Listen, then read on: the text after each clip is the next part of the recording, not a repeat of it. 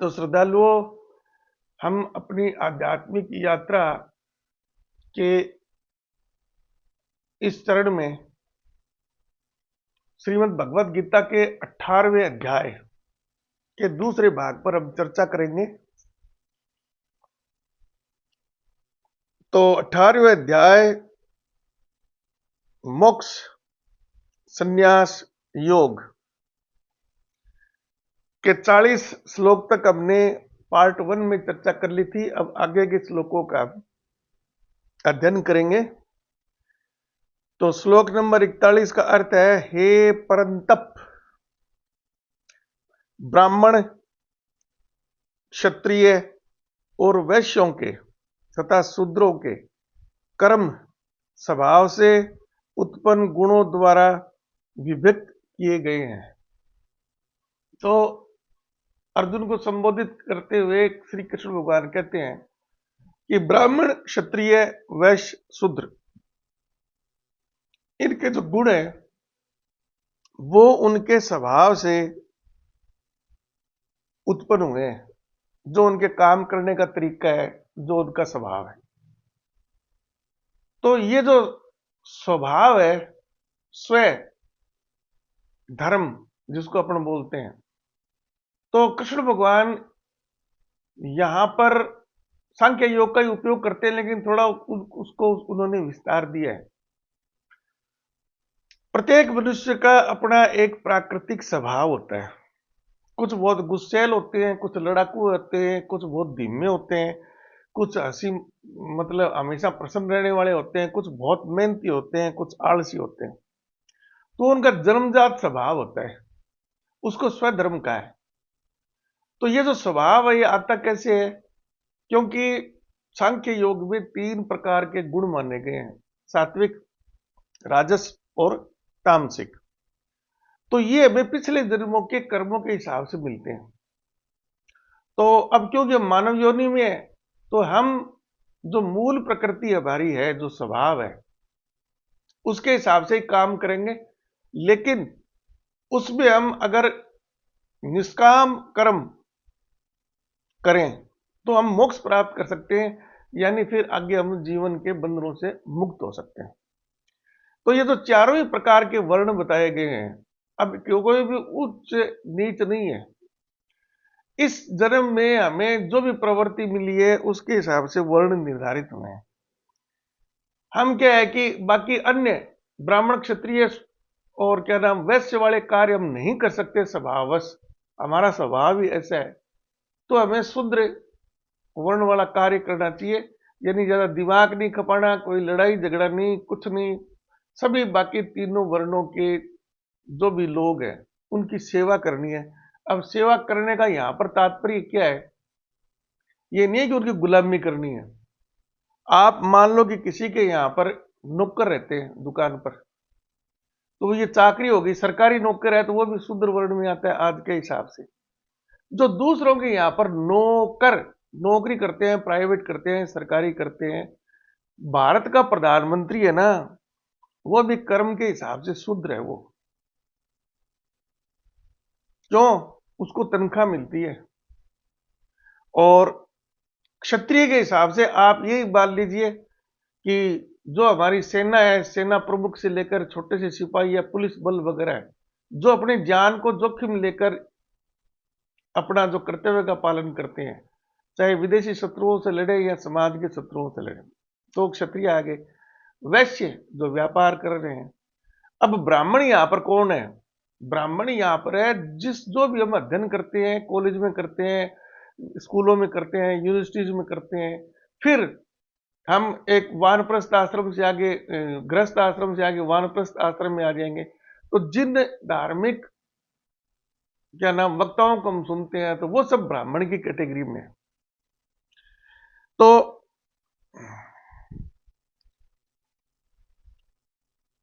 अंतःकरण का निग्रह करना, अब ये इनकी विशेषता है चारों वर्णों की, वो कृष्ण भगवान कैसे बताते हैं। अंतःकरण का निग्रह करना, इंद्रियों का दमन करना, धर्म पालन के लिए कष्ट रहना, बाहर भीतर से शुद्ध रहना, दूसरों के अपराधों को क्षमा करना, मन, इंद्रिय और शरीर को सरल रखना, वेद शास्त्र, ईश्वर और परलोक आदि में श्रद्धा रखना, वेद शास्त्रों का गहन अध्यापन करना और परमात्मा के तत्व का अनुभव करना, ये सब के सभी ब्राह्मण के स्वाभाविक कर्म है। तो जितने भी सात्विक गुण हैं वो सारे के सारे ब्राह्मण में होने चाहिए। अंतःकरण भी उसका बिल्कुल शुद्ध होना चाहिए, शरीर भी बिल्कुल शुद्ध होना चाहिए। सब चीजें जो अच्छे से अच्छी हो सकती है ना, आप ये मानो कि जो मोक्ष प्राप्त करने का अधिकारी है ना वो ब्राह्मण है। अब अगर वो निष्काम कर्म करता है, अगर उसमें भेदभाव करता है, और कर्म तो बता दिए कृष्ण भगवान ने, तब उसको मोक्ष प्राप्त नहीं होगी। ऐसा नहीं है कि जो ब्राह्मण वर्ण में है वो सारे के सारे मोक्ष प्राप्त करेंगे। निष्काम कर्म की शर्त तो सबके साथ लगी हुई है।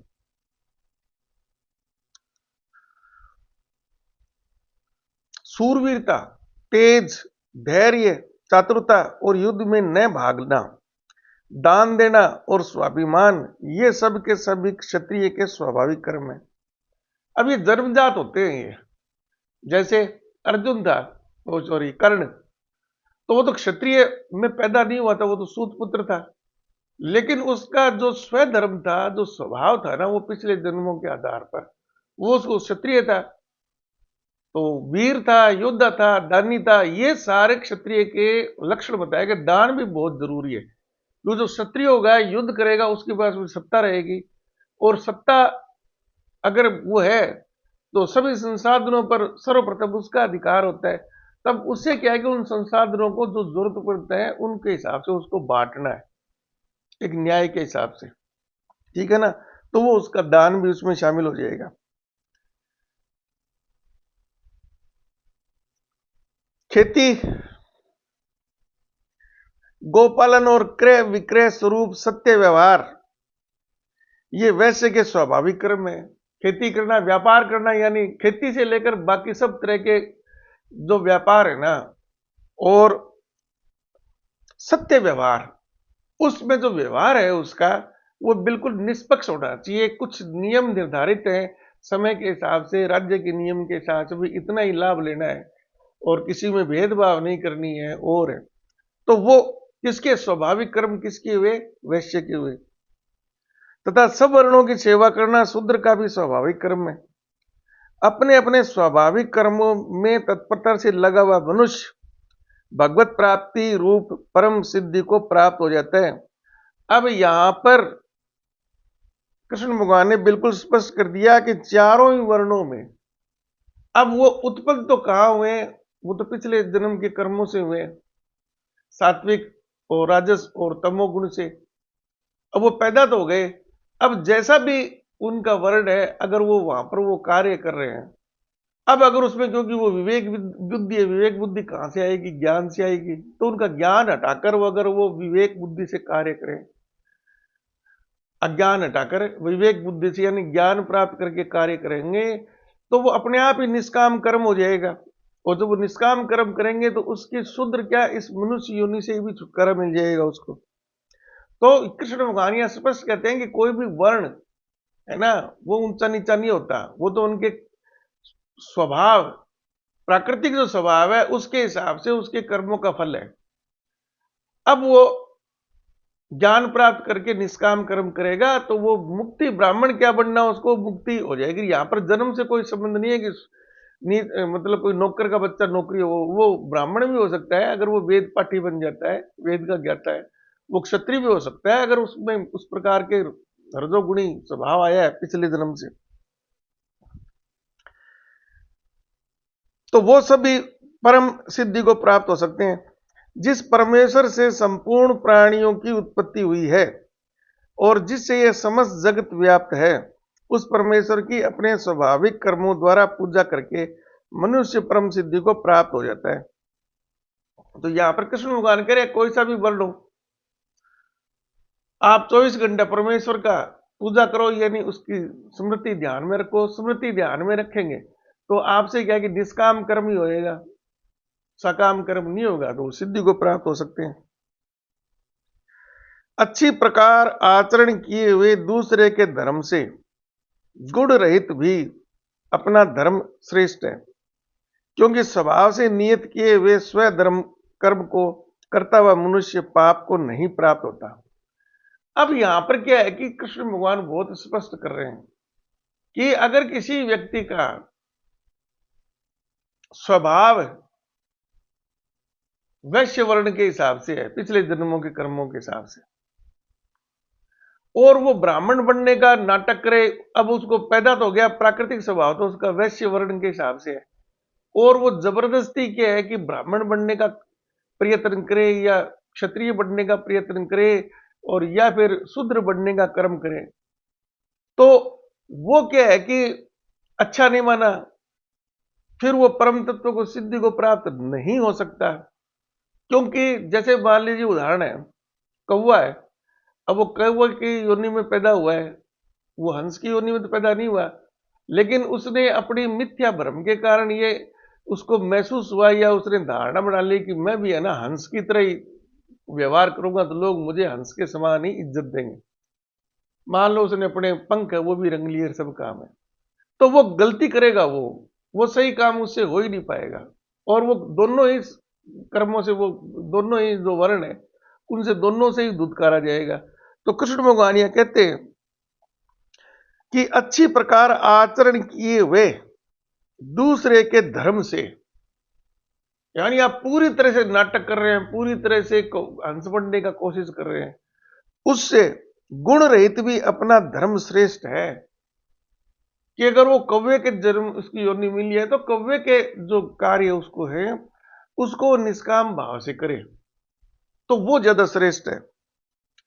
अब कारण बता रहे, क्योंकि स्वभाव से नियत किए हुए स्व धर्म रूप कर्म को करता हुआ मनुष्य पाप को प्राप्त नहीं होता। तो वो स्व धर्म में जो भी उसका कर्म है और उसको अच्छी तरह से पता है भाई तू तेरा स्वभाव ही ये तू करेगा, सफलता उसी को मिलती है और वही निष्काम कर्म कर पाएगा। उदाहरण के लिए बहुत से लोग हैं, अब उनका संगीत में चित्रकारी में बहुत सुंदर हाथ है, अब घर वाले क्या है कि उसको जबरदस्ती नहीं तेरे को तो डॉक्टर बनना है, नहीं डॉक्टर बनना है, चित्रकार की कोई इज्जत नहीं है और नहीं है, तो उसको धकेल देते हैं। तो ना तो ढंग का वो डॉक्टर बन पाता है और नहीं वो चित्रकार, वो किसी भी काम का नहीं रहेगा। तो स्वधर्म जो प्राकृतिक स्वभाव आपको मिला है प्रकृति से वो है। अतः वे कुंती पुत्र दोष युक्त होने पर भी सहज कर्म को नहीं त्यागना चाहिए, क्योंकि धुएं से अग्नि की भांति सभी कर्म किसी न किसी दोष से युक्त है। तो अब कृष्ण भगवान कहते हैं कि जो स्व धर्म का जो कर्म है ना, अगर आपको उसमें दोष भी नजर आता है, जैसे अग्नि का उदाहरण दिया, तो उस टाइम में तो क्या है कि अग्नि लकड़ी वगैरह ईंधन इत्यादि से जलाई जाती थी, ठीक है ना। तो आप गीता को इस प्रकार से बहुत से लोग है ना मिथ्या सिद्ध करने के लिए ये तर्क उपयोग करते हैं कि कृष्ण भगवान ने तो कह दिया अभी अग्नि है तो अग्नि अब साथ में धुआं ही होगा। अब गीता का ज्ञान है वो शाश्वत है हमेशा के लिए।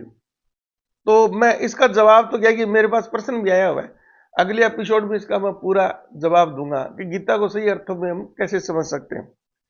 तो जिस प्रकार से अग्नि हमें किसी कार्य के लिए चाहिए, भोजन बनाने के लिए, अगर उसमें प्राकृतिक है कि जिस ईंधन का उपयोग उसे धुआं निकलेगा तो धुआं तो आपकी आंखों में चुभता है, अच्छा नहीं महसूस होता, तो उस धुएं के दोष के कारण हम अगली अग्नि जलाना नहीं छोड़ सकते, हमें नहीं छोड़ना चाहिए।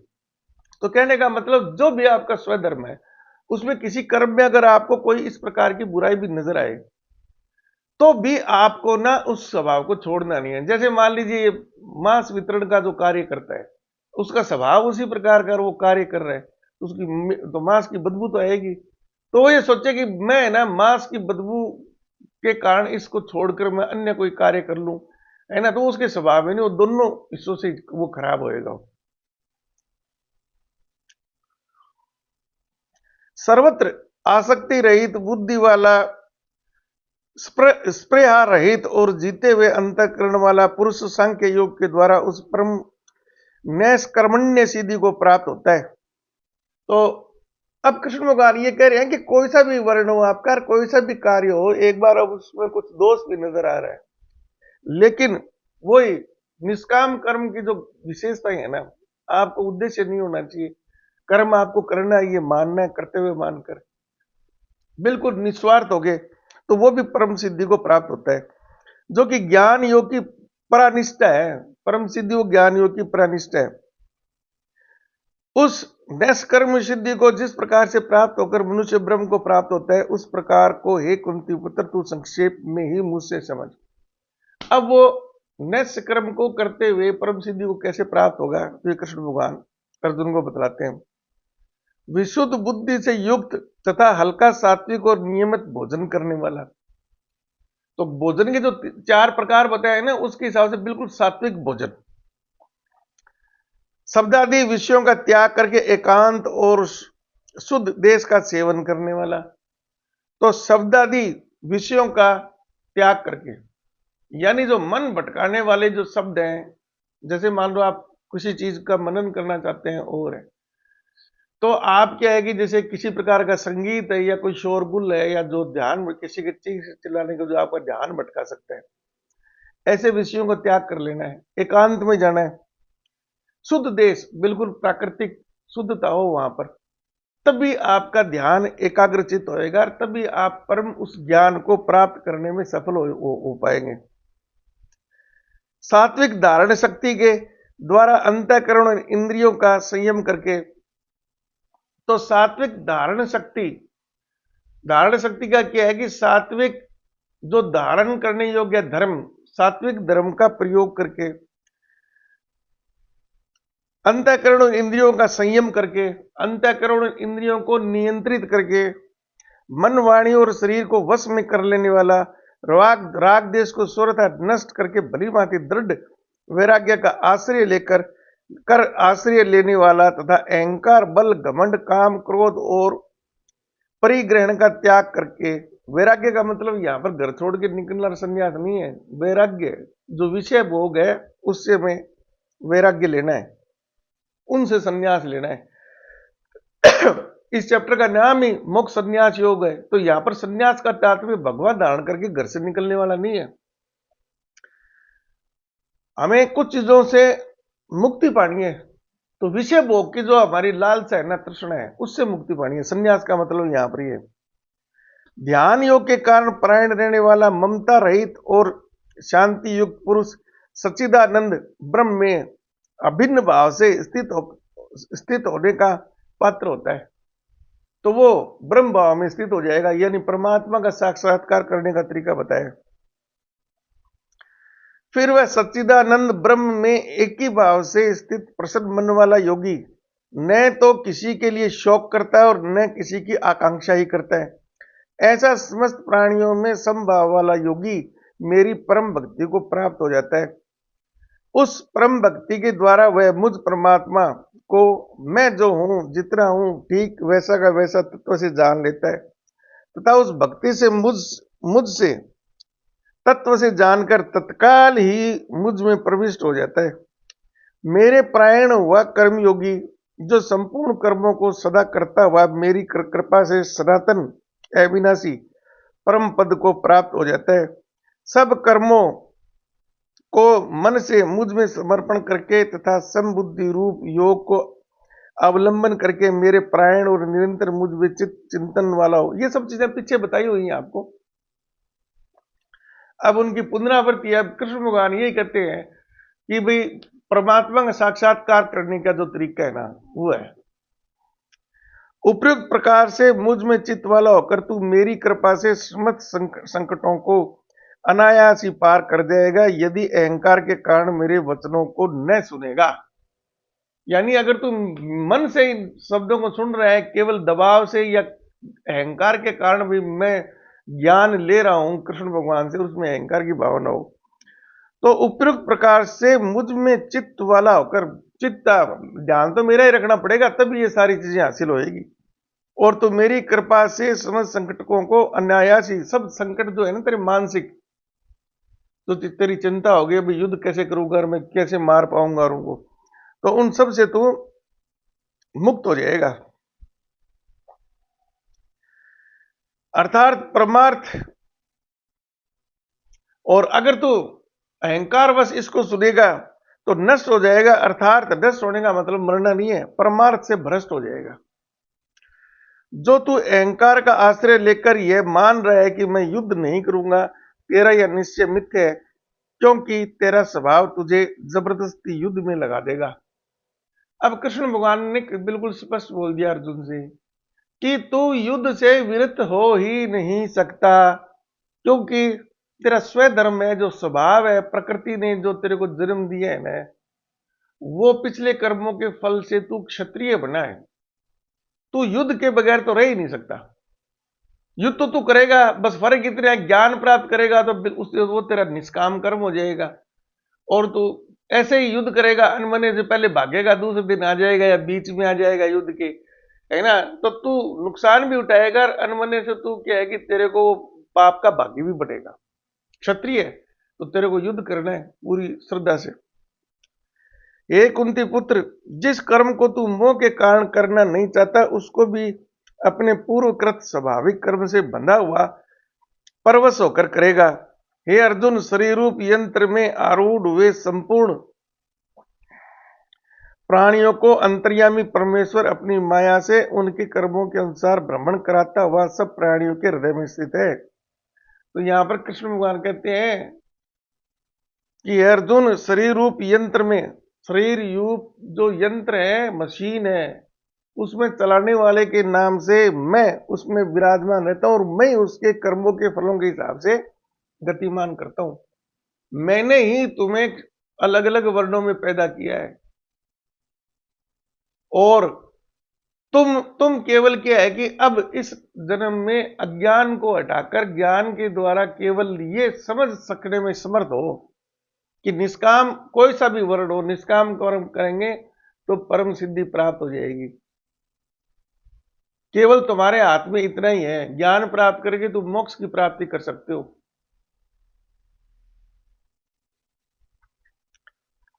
हे भारत, तू सब प्रकार से इस परमेश्वर की शरण में जा। तू सब प्रकार से इस परमेश्वर की शरण में जा। उस परमात्मा की कृपा से ही तू परम शांति को तथा सनातन परम धाम को प्राप्त होगा। इस प्रकार यह गोपनीय से भी अति गोपनीय ज्ञान मैंने तुझे कह दिया कि ये बहुत गूढ़ ज्ञान है ये। अब कृष्ण भगवान यहां पर कई शर्त लगाएंगे। ये भी समझना बहुत जरूरी है कि गीता का ज्ञान या वेदों का ज्ञान है वो किस किस को दिया जा सकता है। तो इस बार तू ज्ञान मैंने तेरे को दे दिया। अब तू इस रहस्य युक्त ज्ञान को पूर्णतः भली मानती विचार कर, जैसे चाहता है वैसे कर। अब तेरी छूट है, इस पर विचार कर, तू इसको मान या ना मान। संपूर्ण गोपनीयों से अति गोपनीय मेरे परम रहस्य युक्त वचन को तू फिर भी सुन ले। तो गोपनीय से गोपनीय वचन है। तू मेरा अतिशय प्रिय है, इससे यह परम हितकारक कि तू मेरा परम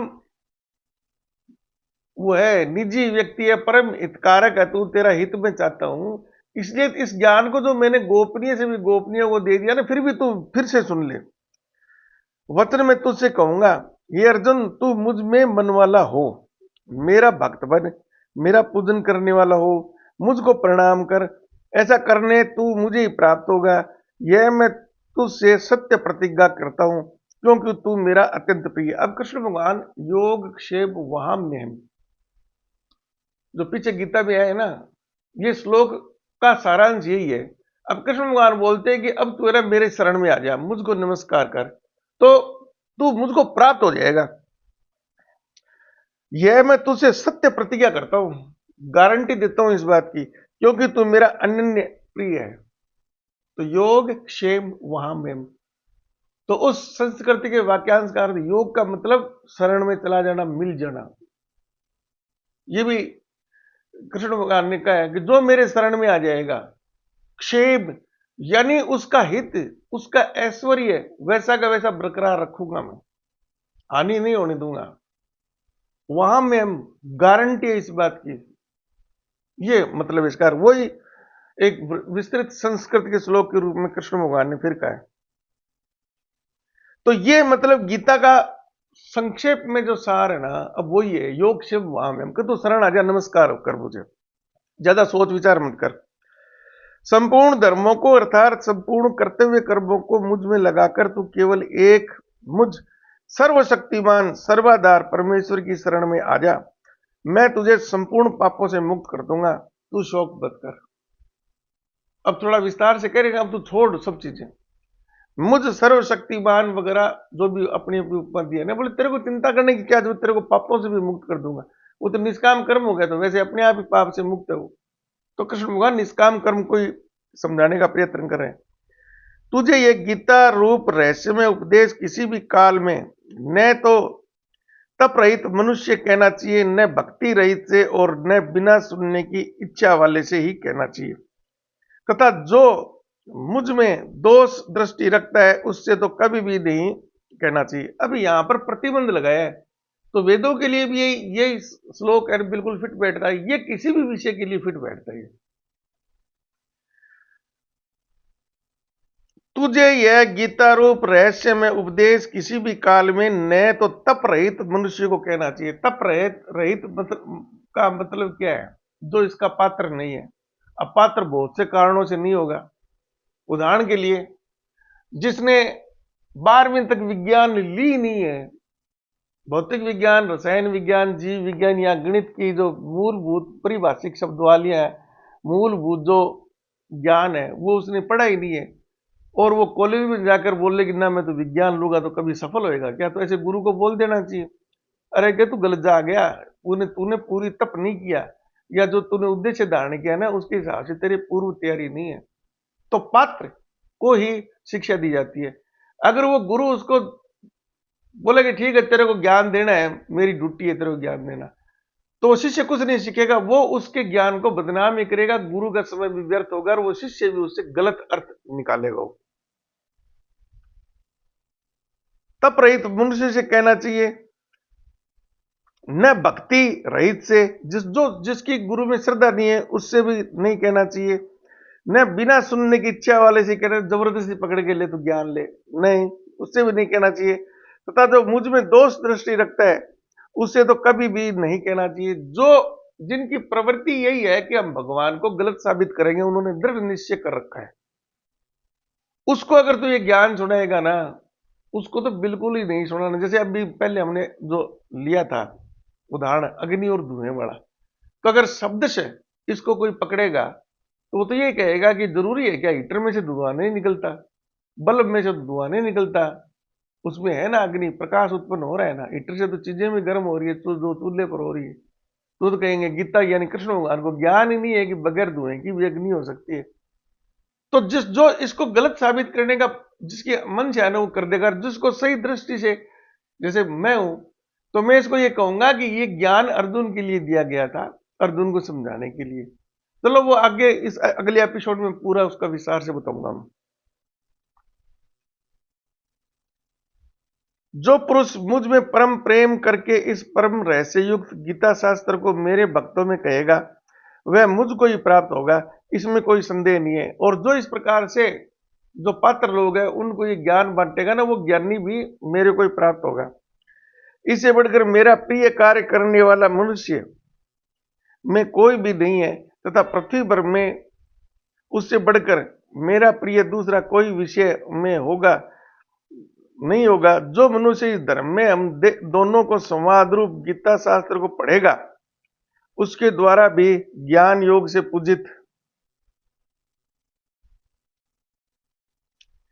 होऊंगा, ऐसा मेरा मत है। जो मनुष्य श्रद्धा युक्त और दोष दृष्टि से रहित होकर इस गीता शास्त्र का श्रवण भी करेगा, वह भी पापों से मुक्त और उत्तम कार्य करने वाले के श्रेष्ठ लोकों में प्राप्त होगा। हे पार्थ, क्या यह गीता शास्त्र को तूने एकाग्रचित श्रवण किया है? और हे धनंजय, क्या तेरा अज्ञान जनित मोह नष्ट हो गया है? अर्जुन बोले, हे अच्युत्य, ये भी कृष्ण भगवान का नाम है, आपकी कृपा से मेरा मोह नष्ट हो गया है और मैंने स्मृति प्राप्त कर ली है। अब मैं संशय रहित होकर स्थित हूं, अतः आपकी आज्ञा का पालन करूंगा।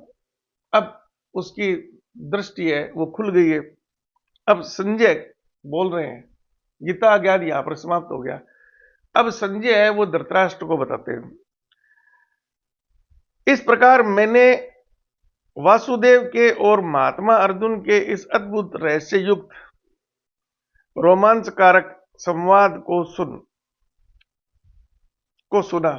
अब यहां पर महात्मा क्यों कहा है अर्जुन को? क्योंकि पात्र को ही ज्ञान दिया जाता है। ये तो कृष्ण भगवान ने अर्जुन को पात्र माना है, तो गीता ज्ञान के लिए पात्र है, तो वो महात्मा ही है। श्री व्यास जी की कृपा से दिव्य दृष्टि पाकर मैंने यह परम गोपनीय योग को अर्जुन के प्रति कहते हुए स्वयं योगेश्वर भगवान श्री कृष्ण से प्रत्यक्ष सुना है। तो धृतराष्ट्र कहते हैं कि व्यास जी ने मेरे को दिव्य दृष्टि दी है, जिससे मैं यहां पर आपके पास बैठा हुई पूरे युद्ध का वर्णन भी देख रहा हूं, और अर्जुन और श्री कृष्ण भगवान के बीच में क्या वार्तालाप हो रहा है वो भी मैंने सुना है। और मैंने उस विराट रूप को भी देखा है जो कृष्ण भगवान ने अपनी दिव्य दृष्टि से अर्जुन को दी थी। वही दिव्य दृष्टि, वैसी दिव्य दृष्टि मेरे को वेद व्यास जी ने दी है। ठीक है ना। ये मनोविज्ञान के बगैर ये उच्चतम सम्मोहन की श्रेणी स्थिति है। ये यानी मनोविज्ञान है वो संजय को वेद व्यास जी ने सिखाई है, और कृष्ण भगवान ने उस मनोविज्ञान से ही अपने सामने अर्जुन को विराट रूप दिखाया था, और उसने बहुत दूर बैठे हुए देख लिया था संजय ने। हे राजन, भगवान श्री कृष्ण और अर्जुन के इस रहस्य युक्त कल्याणकारक और अद्भुत संवाद को पुनः पुनः स्मरण करके मैं बार बार हर्षित हो रहा हूं, कि मेरा चित्त बहुत प्रसन्न हो रहा है। हे राजन, श्री हरि के इस अत्यंत विलक्षण रूप को भी पुनः पुनः स्मरण करके मेरे चित्त में महान आश्चर्य होता है, और मैं बार बार हर्षित होता हूं। हे राजन,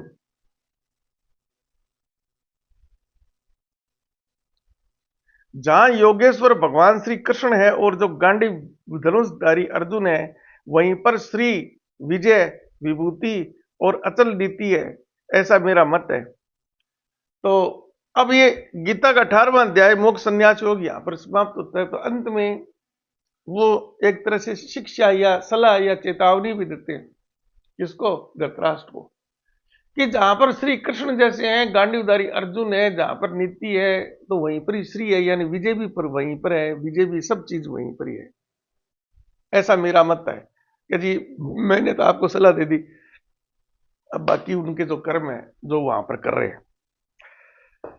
तो धन्यवाद। वीडियो अधिकतम शेयर कीजिए, लाइक कीजिए, सब्सक्राइब कीजिए, और आगे हम बहुत से लोगों के प्रश्न आए हुए हैं गीता से संबंधित और अन्य जो उनकी जिज्ञासा है, तो हम उन प्रश्नावली का एक बार शुरुआत करेंगे। धन्यवाद।